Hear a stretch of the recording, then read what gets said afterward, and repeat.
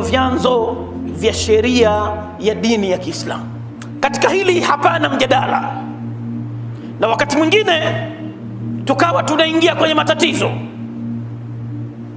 Pa Mungu tukawa hatuna tatizo napo, kwa Mwenyezi Mungu hatuna mashaka napo.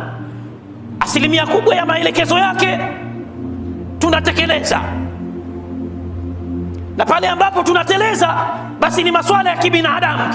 Lakini na mtu anapoteleza, ukimwambia bwana, hili unaloteleza Mwenyezi Mungu katuelekeza hivi na hivi na hivi, anakiri. Shida kubwa tunakuja kwenye Mtume Muhammad sallallahu alaihi wasallam, maelekezo yake. Hapa ndipo penye mashaka. Tumeyachukua kana kwamba vile ni options. Maelekezo ya Mtume ni masuala ya khiari katika utekelezaji, wakati Mwenyezi Mungu kisha tuwekea maelekezo yaliyo wazi. In kuntum tuhibbuna Allah, ikiwa nyinyi kweli mnampenda Mwenyezi Mungu, fattabi'uni, nifuateni mimi Muhammad.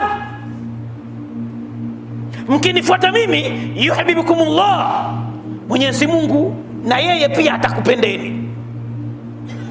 Lakini sio kuishia kwenye mapenzi tu, wa yaghfir lakum dhunubakum, na Mwenyezi Mungu atakusameheni madhambi yenu. Unaposikia maneno haya basi tafakari.